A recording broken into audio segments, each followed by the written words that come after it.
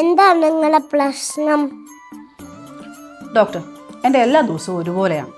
രാവിലെ എണീക്കുന്നു, കൊച്ചിനെ കുളിപ്പിക്കുന്നു, സ്കൂളിൽ വിടുന്നു, ഫുഡ് ഉണ്ടാക്കുന്നു, വീട് വൃത്തിയാക്കുന്നു, തുണി കഴുകുന്നു, തിരിച്ചു വരുന്നു, കൊച്ചിന് ഫുഡ് വീണ്ടും കൊടുക്കുന്നു, അവനെ പഠിപ്പിക്കുന്നു, അവനെ ഉറക്കുന്നു, അവനെ കുളിപ്പിക്കുന്നു.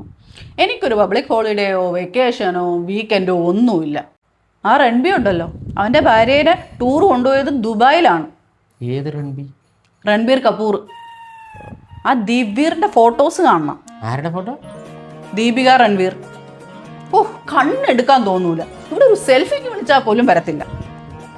ആ പ്രിയങ്കയുടെ ഹസ്ബൻഡ് നിക് ജോണസ്, പുള്ളിക്കാരിയെ മണ്ഡപത്തിൽ കണ്ടപ്പോൾ കണ്ണീന്നാ പുള്ളിക്കാരൻ്റെ കണ്ണീര് വന്നത്. ഇവിടെ എന്നെ നോക്കി ഒരാൾ കരയെ പോട്ട് ചിരിക്കത്തോലും ഇല്ല ഡോക്ടർ.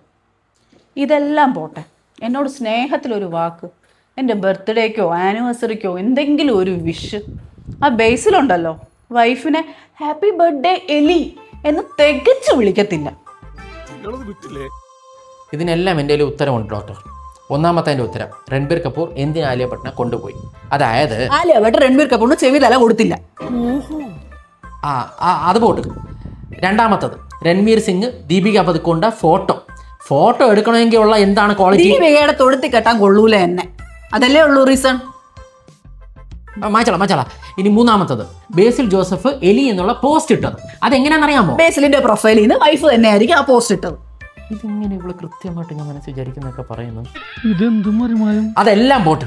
ലാസ്റ്റ് ചോദ്യത്തിന് ഉത്തരം, നിക് ജോണാസ് എന്തുകൊണ്ട് പ്രിയങ്ക ചോപ്രനെ കണ്ടപ്പോ കരഞ്ഞ് കല്യാണ സമയത്ത്? അതിന് ഞാൻ ഉത്തരം. കല്യാണത്തിന് ശേഷം മൊത്തം ഞാൻ കരയുവാണല്ലോ എന്നായിരിക്കും അതിന്റെ ഉത്തരം. ഡോക്ടർ, ഇതിങ്ങനെ പോയാൽ ശരിയാവത്തില്ല. എന്നെ സംസാരിക്കാൻ അനുവദിക്കണം. ഇവൾ ഇത്രയും സമയം സംസാരിച്ചുകൊണ്ടിരുന്നതാണ്. ഇനി let me speak. Stop. Ladies first. Doctor